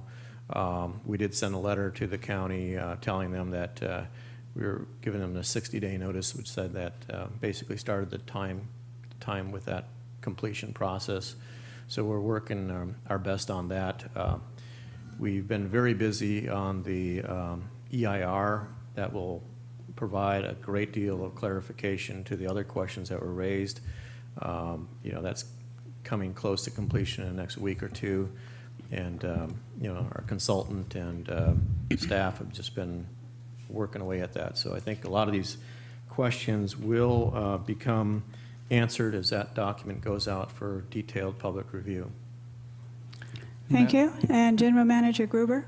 Yes, and as part of the EIR, we've done a very detailed demand forecast working with Madaus Water Management, and it would have been premature to get the Urban Water Management Plan out prior to having those updated demand forecasts, which are a critical component of the Urban Water Management Plan.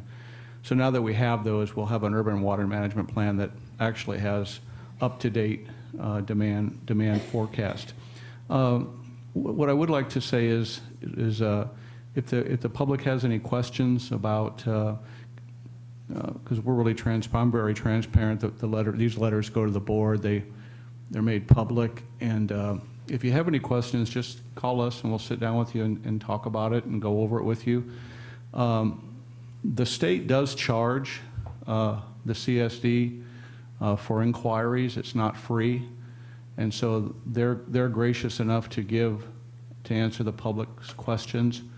But we do get invoices from Regional Water Quality Control Board in many instances for their staff time. And so it does cost the district money when they have to respond to public questions. That's part of their job, but if we had the opportunity to answer those questions, it would be helpful. Thank you. Thank you. Okay, we're going to move to any board discussion. Director Bonrier? Yeah, I share some of the public's frustration in trying to get something through. You know, the idea of using water from air and things like that were definitely considered, but governments are restricted from using experimental technologies and all these other things. And for the year that I was president, the frustration was extreme. And I do believe, isn't it true that this time next year, it's likely that direct reuse is going to be allowed, and we wouldn't even have to do this tracer test? So this is, and I'd like an answer on that too, because the regulations that demanded a 60-day travel time in the ground is going to be abandoned we believe in September of 2017. If you can confirm that, that would be, that's the idea. I've heard that, and I've also heard it before, so I can't say for certain what the state's going to do with those requirements. They've been pushed out in time several times in the past, so we just can't bank 100% on that actually happening. So, but now at least we'll be very safe. Someday I think it will happen, but I don't know. And as the water comes out of the plant, it's certainly drinkable. I think I saw a picture of Ms. Robinette actually drink some of that water. I can vouch firsthand. It tastes very good. Yes, we've all had a sip. So we might have to continue to dirty it. We need to fulfill the requirements of this particular test, and I would support the proposal. Thank you. Director Rice? I just have a couple of questions. The tracer test is supposed to show that the water quality will be at the level that the Division of Drinking Water considers to be safe, right? Well, it's a travel time requirement. Right, and the reason they have that, the reason there's that policy is in place is that's what they had believed would make the water safe. No? It was really, to me, kind of a added safety factor. We do so the for testing safety, to prove for the public water's safety. safe already with the existing permits. They wanted to have a 60-day travel time. It used to be 6 months. Right. At one time. They reduced it down to 60 days. But to me, in my discussions with the state regulatory people, it's really a response time they wanted to have. They wanted to have a 2-month response time in case there was any concern over the operation, that they had that 2 months built in. And that's essentially the answer I got from talking to them in detail about this in the past. Okay, so, and we would want to run it under the parameters under which we normally would be running this plant, yes? Yes. Because the point is to test it in the real-world situation so you know what's actually going on, right? Right, and that's to what's going gather the happen. data, Yeah. and then we're going to use the data in the hydrogeological model, hopefully to update it if it still needs to be worked on to be more accurate, so we kind of know what we're looking at for our basin, right? Correct. The hydrogeologist will prepare a summary report at the end of this, and that'll in turn go to the state for their review. And that report is included in this? Yes.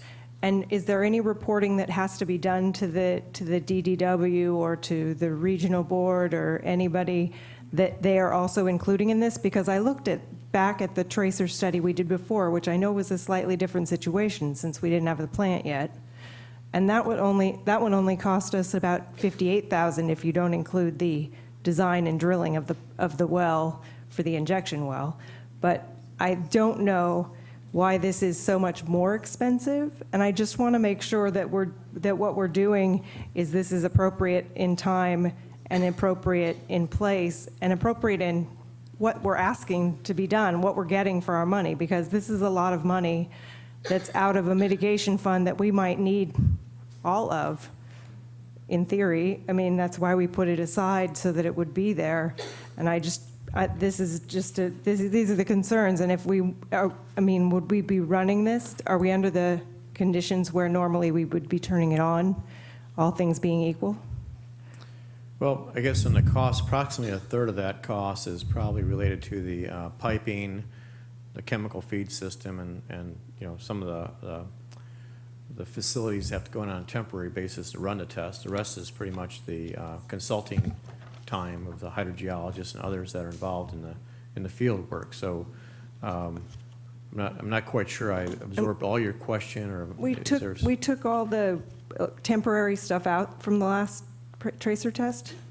Yes, that was back in 2014. It was rented. Mm-hmm. Okay. Yes, Okay. It was all above ground stuff, temporary stuff, right? that's correct. Yeah. And we have to have the temporary stuff again? We Right, have we have to to get bring it. it back in. Don't you have to have that, because what, isn't the tracer study to just ensure that the travel time after it leaves the first the microfilter, then the RO, and then the UV, that it's a 60-day travel time to get to the production well? Well, yes, from the point where it's put in at the reinjection well to where it comes out at the either SS1 or SS2 or two. production well, it has to be at least 60 days. Mm-hmm. Right. And that's required. Right. That's required by the DDW, isn't it? Correct. Yeah.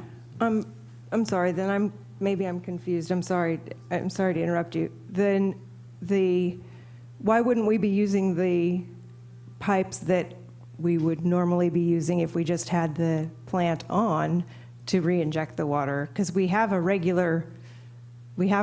permanently installed pipe to do that, right? We are doing that, and we have a recirculation pipe in addition to that that's going in as a rented pipe. For when we are not staffing going to staff This is a it. 24/7 Right. operation once you start it. So we didn't have the staffing there to run 3 shifts. So we'll run it with our existing staff without a hire either a contract operator or more operators by switching over to the recycle pipeline in the evening when the plant is not running. So we need an operator there at the plant when it's operating, and to run it 24/7 in that mode would have been costlier because of the fact of the staffing limitation that we have. So we had several discussions with the consultant on this as we were developing this task order on that very subject, and that's what we ended up settling in on. Madam President? Yes. I'd be willing to move that we Okay, authorize the general manager, Yes, go ahead, please, Jim. authorize the general manager to execute task order 7 to the February 7th, 2014 engineering services agreement, emergency water supply project, CDM Smith, for completion of an updated tracer study. Second the motion. Okay, it's been moved and seconded. We have a request here, much after the fact, public comment, and really, is that all right to pass? Thank you. Okay. And I'll try to be clear about that, too. When you want public comment, you need to get it in at the time we call it. So I thank you for that. Okay, so then we have had discussion. We have a motion. We have a second on this item now. Do we have any further discussion? Okay. Then we want to approve this with a second. I just have Director one, Rice? I'm sorry, I just have one more question. I know we're trying to get out of here fast. I just really want to make sure that I understand what's happening. There's been some upgrades at the San Simeon field, and I know that I'm looking at a report from the water department that says that they installed some, that Alpha Electric had installed some monitoring equipment that would make the tracer test easier to perform. Has CDM been out to see what's out there right now before they gave us the amount of money that it's going to cost? They're aware of what's happening out there. Okay. That's Alpha Electrical is helping to Right. Remotely monitor the existing Which is needed. well Yeah, field. yeah, which is all needed. I just want to make sure that they're not thinking they're going to have to install stuff that's already there. That's what I'm asking That's about. correct. Okay, thank you. I can call the question if you're ready. Okay, everyone's ready? All right, let's have a roll call, please. Director Berenger, Aye. Director Sanders, Aye. Director Rice, Aye. Vice President Thompson, is now absent. President Robinette. Aye.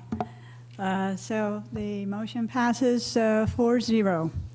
Now, we have one more decision to make this afternoon, given the fact that we did modify the agenda, and that is that we now need to decide, the four of us, on a time and date certain to finish and complete the rest of the agenda. And so we need to look at our calendars. And Madam President, may I make a suggestion that when you look at your calendar, I think it should be as early as possible, but I believe it should be after the Labor Day weekend. This facility is booked until then. So I know we can't do it within the 5 days, so it might require re-notification, but I'm anxious to do it as soon as possible. I also suggest that since this was one of the rare evening meetings that we have, that we do it again in the evening. And our regular meeting in September will be a day meeting anyway, so that's my suggestion, and I'll check my calendar. okay, and I agree. Remember, the whole reason for our attempt, at least, to shorten the meeting was because we are, of course, in such a situation with the chimney fire. And so after Labor Day would certainly be my thought, too, because we can't just turn around and do this again next week. While I'd like to think that the chimney fire would be 99% contained by then, I don't, yet at the rate we're going, I don't see that happening. Yeah. So we're looking after a suggestion after Labor Day. Madam President, I move that we continue this meeting to 4 p.m. on Tuesday, September the 6th. September the 6th. All right. Second. Now what? I've got a poker game that day. A poker game? No, not poker game. Is Oh, a TV geez. on? Okay, Of course fine. it is. And that motion would also include continuing all of the items on the agenda to Yes. that date. Yes. So, did you want to restate that? Yes. Just making it clear that that motion included continuing all of the items on the agenda to that. Yes, That's so correct. we will pick these items up only, right? Okay, Including the closed session. including the closed session Could the closed session be at 3? at 3. That's fine with Like me. we had it before, today. Yeah, that way I'm Yes, we would have agreeing closed with session at 3, and then we would complete this agenda that day, not add things to it, because then we have a regular meeting coming up in September. So, Director Sanders, did you want to restate your I'll restate suggestion? the motion. I move that we continue this meeting to Tuesday, September the 6th, with a closed session at 3 p.m. and the regular session to convene at 4 p.m. with all of the items on the agenda we have today continued to that time. I'll second that All right, reluctantly. any discussion? Thank you. All right. Are we ready then? Ready for the vote? Okay, we'll have a roll call. Director Sanders. Aye. Director Behringer. Aye. Director Rice. Aye. President Robinette.